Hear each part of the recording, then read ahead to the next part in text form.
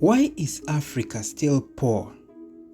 Despite all the minerals, resources, the education the youth have tried to attain, PhDs, masters, bachelors, but it all feels like we can't do anything. I'm really confused about this. Well, a few days back, I was eating out in a restaurant with my boss, having a conversation about Africa. He asked me whether I was in the US with my family, and I said no.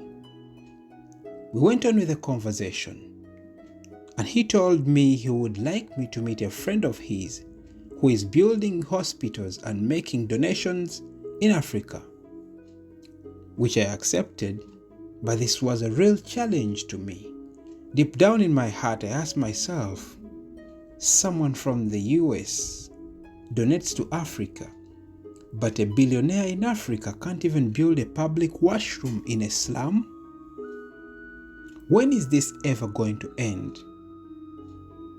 They say there is always light at the end of the tunnel, but I guess it's a dead end for me.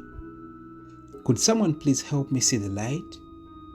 Or at least can I have a glimpse of what tomorrow has or looks like for Africa? Unfortunately, I am in a silent room and no one can help me see it.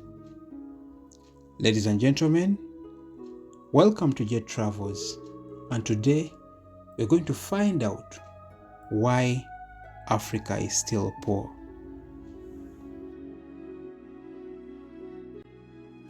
I want you to look at this beauty. Look at the nature, the landscapes, the sunrise, and the beautiful people. But what's wrong with Africa? Well, all the answers are in this video. Just don't blink. Africa, a land of breathtaking beauty and unimaginable wealth, from the golden savannas to the diamond-rich soil. It's a continent that holds everything except the peace and prosperity its people deserve. But why? Why is Africa still struggling? Let me take you on a journey. I remember very well growing up in a small village in Africa with my dreams of becoming a pilot one day.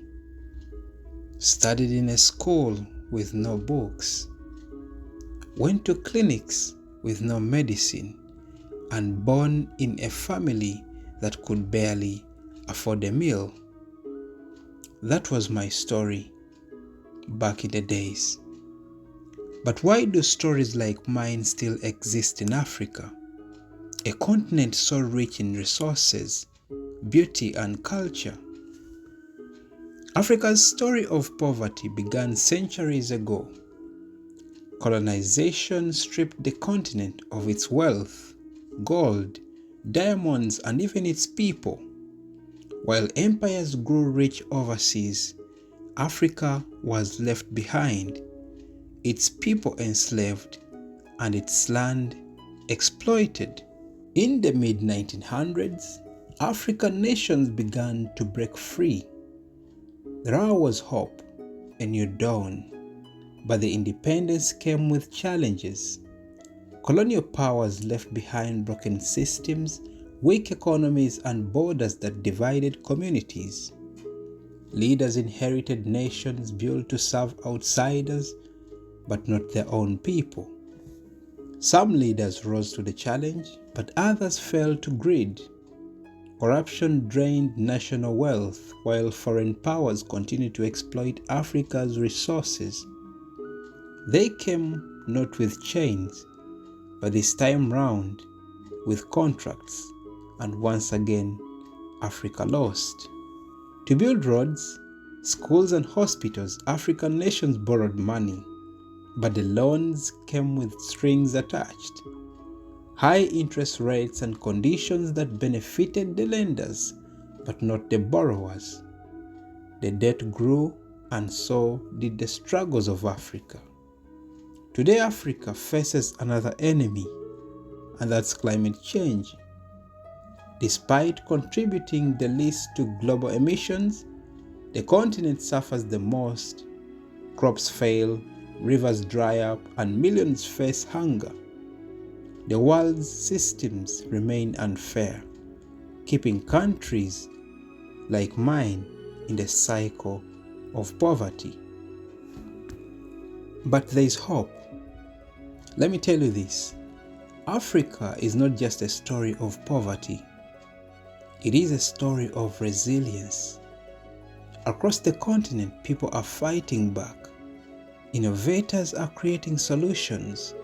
Communities are coming together, and a new generation is determined to rewrite Africa's history. My country and my dream is still alive. But I need the world's support, fair trade, honest partnerships, and a chance to thrive. Africa's poverty isn't just Africa's problem.